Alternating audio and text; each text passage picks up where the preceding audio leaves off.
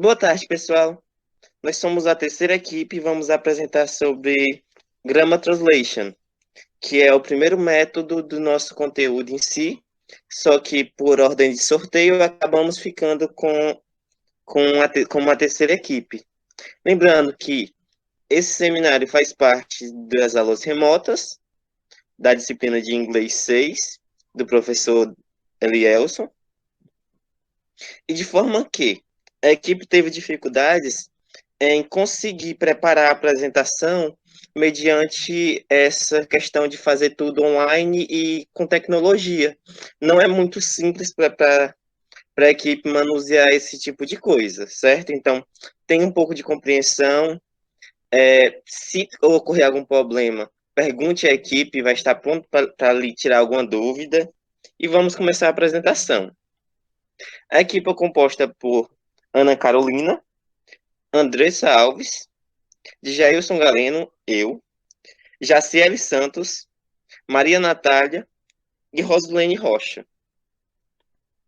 A apresentação foi dividida entre introdução, onde explicaremos da onde surgiu o método Grammar Translation, o método e como ele vai atuar, as principais características, as técnicas utilizadas, um movimento de reforma que a gente vai abordar, a relação professor-aluno dentro do método, e vamos também trazer nossas referências, que é muito importante destacar o que a gente utilizou para construir todo esse seminário.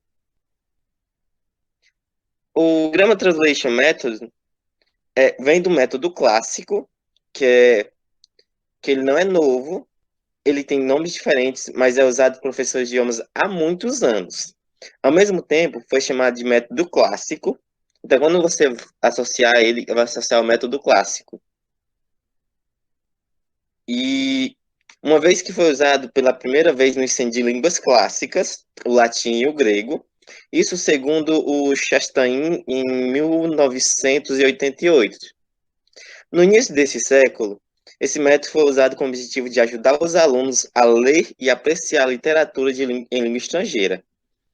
Esperava-se também que, através do estudo da gramática da língua-alvo, os alunos se familiarizassem mais com a gramática de sua língua nativa, e que essa familiaridade os ajudasse a falar e escrever melhor na sua língua nativa.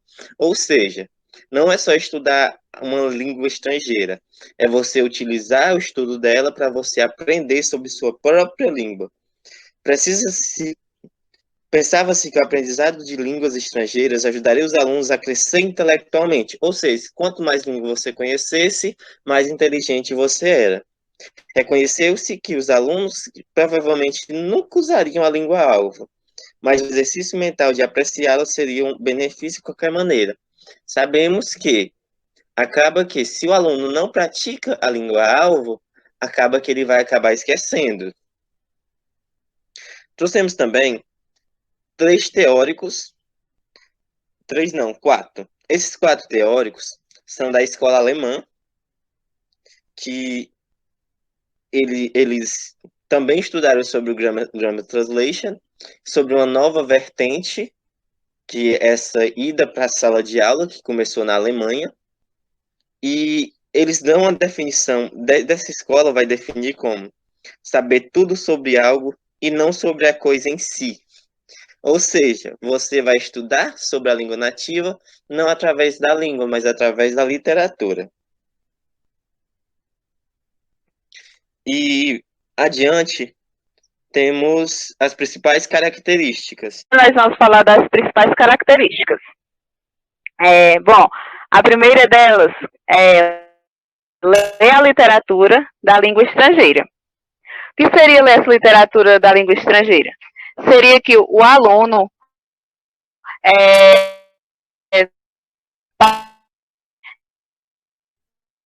temas, tudo isso na língua estrangeira. E como o Djails falou anteriormente, o aluno que soubesse falar uma língua estrangeira, ele era inteligente, super inteligente. Então, o principal objetivo seria ler a língua estrangeira e deixar o aluno mais... E além disso, o Grammar Translation ele trabalha com a língua materna, ou seja, os alunos que vão para a escola, o professor vai dar aula em língua materna, ou seja, como nós moramos no Brasil, a língua utilizada é o português. Então, os professores vão ter que dar a aula de língua estrangeira em português, todos os conteúdos. E também a gente sabe que essa ideia ela é muito antiga, não tem princípios por detrás dela. Então, o Grammar Translation seria uma metodologia, o jeito de estudar a língua, que acontece da seguinte forma: a estrutura dela, primeiro se faz uma análise detalhada da gramática, da língua, das regras gramaticais. Ou seja, o aluno, ele teria que saber aplicar as regras em determinado contexto, em frases, textos, essas coisas. E também o aluno ele teria que ser capaz de entender e manipular a morfologia da sintaxe da língua. Por exemplo, na sintaxe da língua inglesa, nós vamos pegar os conhecimentos gramaticais e vão ser pedidos para aplicar os conhecimentos e manipular a gramática. Por exemplo, vai ter frases erradas para a gente consertar e colocar certa, vai ter lacunas nos textos, para a gente preencher com objetos gramaticais, com o que está faltando. E praticar a tradução. A gente faz até isso mesmo, não só no ensino fundamental e médio, até na universidade a gente tem utilizado esse tipo de metodologia. Porque muitas vezes a gente vê que nas provas, nas apostilhas, tem conteúdos dessa maneira. O professor coloca frases para os alunos corrigirem se aquilo está certo ou errado, porque no Grammar Translation ou está certo ou está errado, não existe meio certo. E também eu coloquei até essa citação, o primeiro idioma é mantido como sistema de referência na aquisição da segunda língua. Isso, segundo Stern. Então, a língua materna ela é vista como um ponto de referência para o sistema a ser adquirido. Ou seja, a gente vai sempre usar a língua materna para fazer referência à outra. E, inclusive, uma das ideias do Grammar Translation é que eu entendendo a gramática da outra língua, nós poderíamos entender melhor a nossa própria gramática.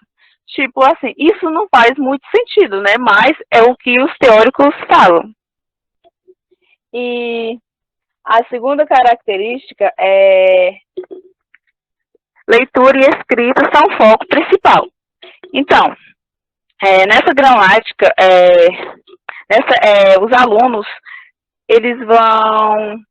O principal foco vai ser a leitura. Então, os alunos vão ter que saber ler bem direitinho e saber escrever. Mas, em primeiro lugar, vem aí a leitura e, por último, a escrita.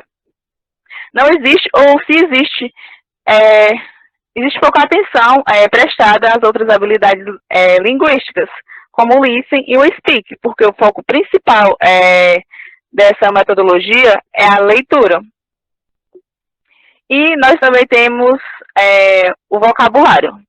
O vocabulário, como é que ocorre? O professor, ele seleciona uma lista de vocabulários para cada aula, com o intuito de facilitar a leitura daqueles textos propostos, e as palavras sempre são ensinadas através da tradução. Ou seja, se o professor tem a frase lá, tipo, I love ice cream. Aí o aluno não sabe o que é ice cream. Aí ele vai lá, professor, o que é ice cream? Aí o professor vai e traduz para ele, é sorvete. Aí o aluno faz a anotação. Ou tem a palavra potato. O aluno vai perguntar o que significa. O professor vai dizer que é batata. Então, essa metodologia trabalha na base da tradução. E através de estudos também de dicionários e memorização. Ou seja, quando o aluno sabe o significado de determinada palavra, ele vai lá no dicionário e pesquisa o que ela significa. Para essa metodologia, seria uma forma dos alunos aprenderem melhor. E nós temos também é a tradução de sequências. Que o que seria isso? Tradução de sequências seria a tradução de frases, que é uma unidade básica de ensino. E a grande parte a grande parte dessa lição é dedicada a essa tradução de sequências, que é uma característica distintiva do método. E o foco dela seria tornar o idioma muito mais fácil. Dando continuidade ao que a Natália já estava comentando sobre as principais características do método de tradução gramatical, a gente tem que a precisão ela é enfatizada, ou seja, espera-se que os alunos eles atinjam padrões elevados de tradução. E para que isso ocorra, é preciso que essa precisão seja enfatizada. Que tipo de precisão? A precisão no método. Seria até mesmo uma forma de garantir que esse método é eficaz e que ele realmente funciona. A gramática é ensinada dedutivamente, ou seja, é apresentado o estudo das regras gramaticais que são praticadas através de exercícios de tradução, havendo a tentativa de ensinar a gramática de forma organizada e sistemática. Por quê? Porque de nada vai adiantar eu ensinar gramática se eu não pôr essa gramática em prática. E como é que vai se dar essa prática? Vai se dar através de exercícios, porque quanto mais os alunos eles porem em prática aquilo que eles estão aprendendo, mais eles vão adquirir conhecimento dentro daquela língua que eles estão estudando. De nada vale a teoria sem a prática, né? A língua nativa do aluno é um meio de instrução, ou seja, é usado para explicar novos itens e permitir que as comparações sejam feitas entre a língua estrangeira e a língua nativa do aluno. O que é que isso quer dizer? Quer dizer que até mesmo nas nossas aulas, elas são dadas na nossa língua nativa. Por quê? Porque isso possibilita que haja uma maior compreensão, né? Já que o professor está dando aula na minha língua, eu tenho a possibilidade de aprender mais. E quando ele dá a aula na língua nativa do aluno, ele dá a ele a possibilidade de fazer comparações entre as duas línguas. Como aqui no Brasil existe grande influência da língua inglesa. E muitas palavras que a gente até mesmo utiliza no dia a dia são derivadas dessa língua. Então, é possível fazer essas comparações e garante um maior entendimento da parte do aluno quando o professor dá a aula na língua nativa dele. Só para reforçar, né, um geral de tudo, e para recapitular um pouco, quais são as técnicas de ensino no método de tradução gramatical? Tradução, ou seja, traduzindo o idioma de destino, geralmente uma passagem literária para o idioma nativo. A tradução, eu diria até que seria um dos principais métodos utilizados nesse tipo de método, porque tudo se dá em volta da tradução da língua nativa do aluno para a língua que ele está estudando. Compreensão de leitura. Essa compreensão de leitura, ela se dá a partir do momento que o aluno ele consegue ler e entender aquilo que ele está lendo. Né, como na nossa própria língua nativa, ler o português e entender. Então, ele vai fazer isso também na língua inglesa. Para que não seja apenas palavras soltas, ele consiga dar sentido àquelas palavras, consiga interpretar aquilo que ele está lendo. Aplicações dedutivas de regras. Compreendendo regras gramaticais e suas exceções e aplicando-as em novos exemplos. Porque, como a gente bem sabe, cada tempo verbal, né, dentro da gramática, ele vai ter um tipo específico de regra. Então, ele precisa saber aplicar essas regras em diferentes exemplos, em novos exemplos, não somente aqueles que o professor passa, mas ele também deve buscar abranger o seu conhecimento e ter esse conhecimento que cada tempo verbal vai ter suas regras e saber aplicar essas regras, né, de acordo com cada tempo. Memorização. Memorizando listas de vocabulários, regras gramaticais e paradigmas gramaticais. Essa memorização também ela é muito usada no método de tradução gramatical. Aquelas listas de vocabulários, regras gramaticais de acordo com o seu tempo, e o aluno, quanto mais ele memoriza aquilo, mais ele adquire conhecimento, né? De acordo com esse método. Até mesmo no meu ensino fundamental era assim, o professor chegava e passava uma lista de vocabulários para a gente memorizar. Prática de vocabulário. Os alunos criam frases para ilustrá-los e sabem o significado e uso de novas palavras. Ou seja, além dele memorizar aquele vocabulário, ele também põe em prática aquelas palavras que ele aprendeu, né? Que ele memorizou e que, consequentemente, ele está aprendendo. E não apenas palavras, o significado das palavras, mas também, a partir das palavras, formar frases. E a partir de frases, textos, e assim vai, no ensino da língua inglesa. Composição. Os alunos escrevem sobre um tópico usando o idioma de destino. Um bom exemplo disso é a nossa prova, né? Nossa prova de língua inglesa, que o professor dá um tópico, e a partir daquele tópico a gente escreve. Bem, como nós vimos agora as características e as técnicas, agora nós vamos falar sobre alguns fatores que influenciaram para que este método ele não fosse bem visto. Temos a experiência de memorizar listas de regras e vocabulários, traduções perfeitas de prosas literárias e não há espaço para a habilidade de comunicação. Bom, quando esse método ele começou a ser implantado, até hoje em dia, né, porque muitas escolas ainda utilizam dele, foram testados por muitas escolas que esse método ele trazia uma experiência muito tediosa em questão dessa memorização de regras e vocabulários, justamente porque eram listas intermináveis de palavras que muitas vezes eles nem utilizavam. E como o foco era na linguagem literária, também se exigia muito as traduções. Em provas, avaliações, atividades, eram feitas essas traduções e eram traduções perfeitas. Como já foi falado, eles não aceitavam erros. Em questão desse que não há espaço para a habilidade de comunicação, justamente por conta do foco ser a leitura, não a escrita e também não a oralidade, também não havia esse espaço para a comunicação. Muitos até questionaram o fato de, se esse era um método para aprender uma língua estrangeira, por que não a comunicação? Se a comunicação, hoje, nós vemos que ela é essencial para aprender uma língua estrangeira, né?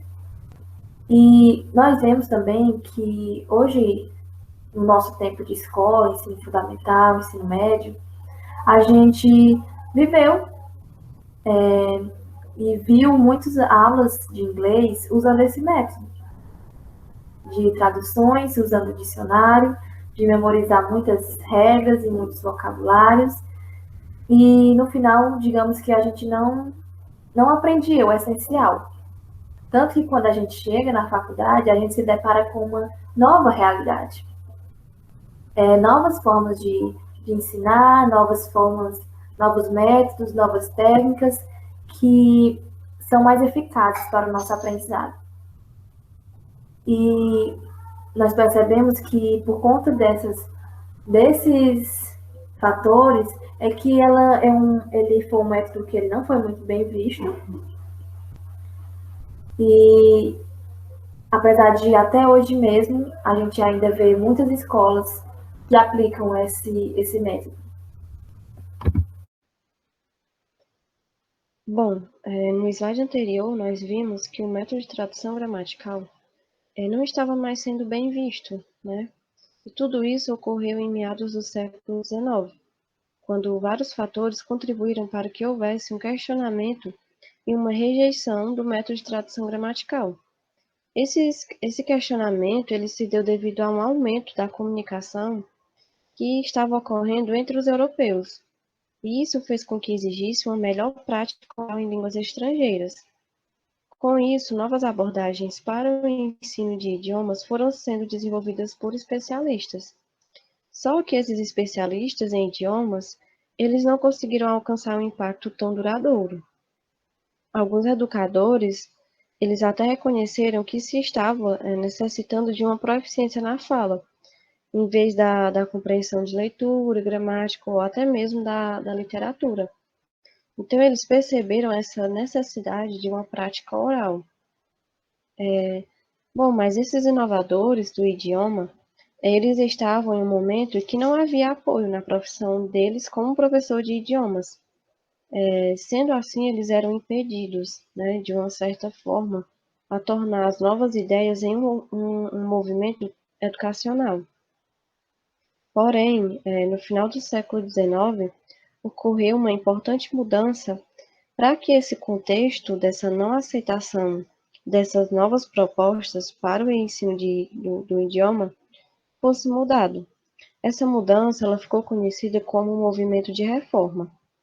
Foi um movimento em que professores linguistas, juntamente com linguistas reformistas, eles começaram a escrever sobre a necessidade de novas abordagens para o ensino de idiomas. E tudo isso deixa bem claro que os especialistas em idiomas, eles não recebiam apoio suficiente, né? Eles só passaram a ter uma maior credibilidade quando esses linguistas reformistas, eles passaram a aceitar e apoiar as ideias deles. É a partir daí que a fonética ela é estabelecida pelos linguistas. E eles passam a afirmar que o discurso, ou seja, né, a oralidade, ela era mais importante do que a palavra escrita. Então, esse movimento de reforma, ele veio para enfatizar que a oralidade ela era a principal forma de linguagem, né? Então, que a fonética ela é estabelecida como a principal forma de linguagem. E a partir desse estabelecimento da fonética, surge também a Associação Internacional de Fonética, que foi fundada em 1886. E surge também o seu alfabeto, o Alfabeto Fonético Internacional.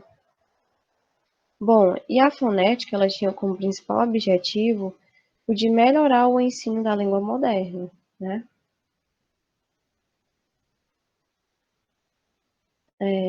Alguns reformadores, ainda no final do século XIX, eles compartilhavam uma nova abordagem para o ensino de línguas estrangeiras.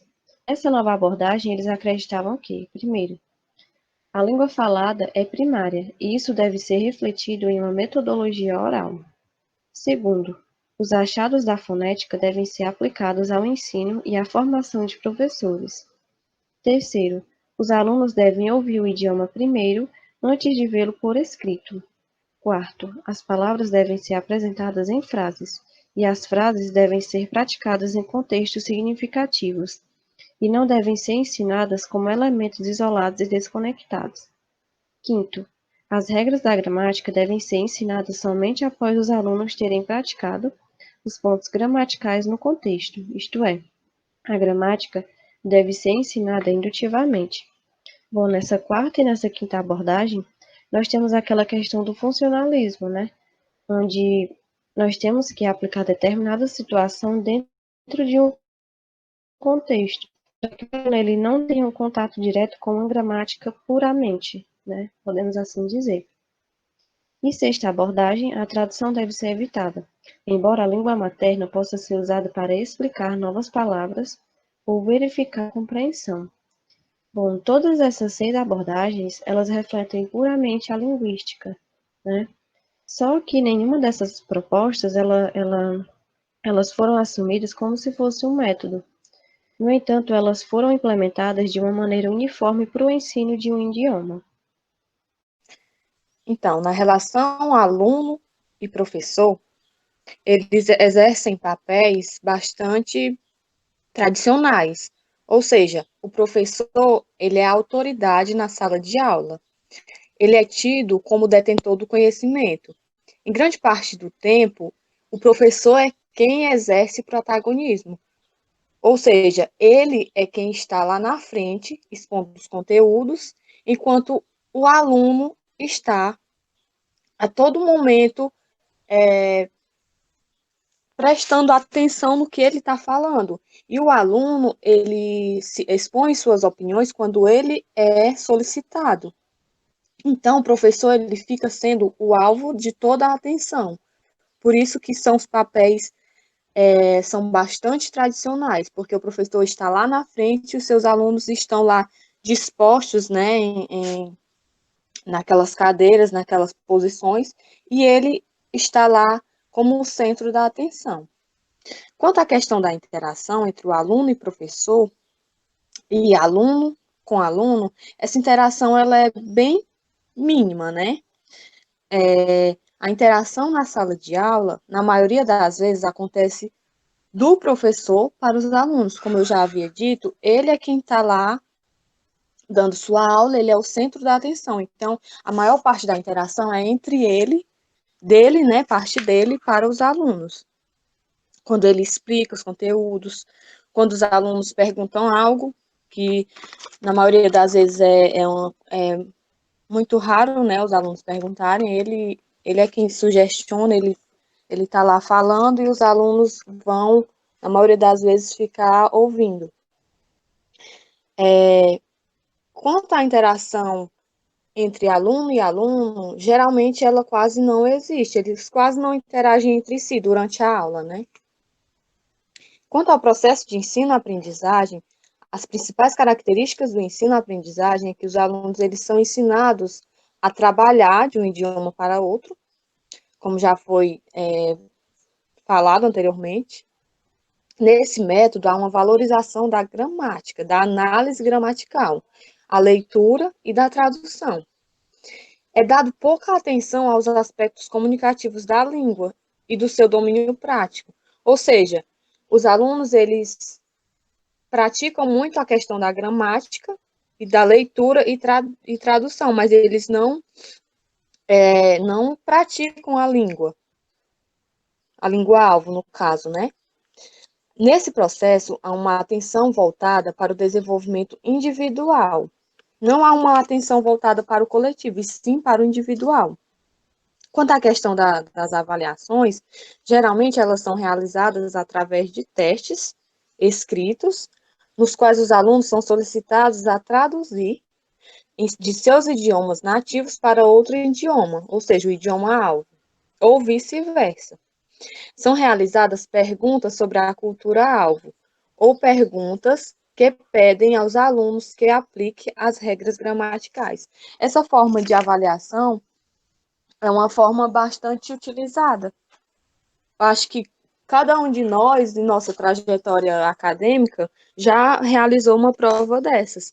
Então, nessas provas, como eu já havia dito, né, que o processo de ensino-aprendizagem, ela é voltada mais para a questão da gramática e da leitura, né, e vocabulário, nessas provas, geralmente, quase nunca não são abordadas questões de listening e speaking, né, no caso do inglês. Pelo menos quando utiliza esse tipo de método, elas quase inexistem. Pois bem, depois dessa explicação sobre o método Grammar Translation, nós trouxemos nossas referências, que é o livro Approximations em Métodos do Ensino de Linguagem, de Cambridge, que é um dos livros que o professor disponibilizou para a turma.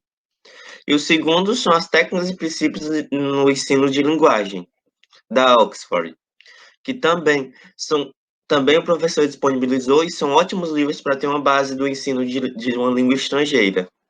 A nossa apresentação é isso. Boa tarde, pessoal. Espero que todos fiquem bem.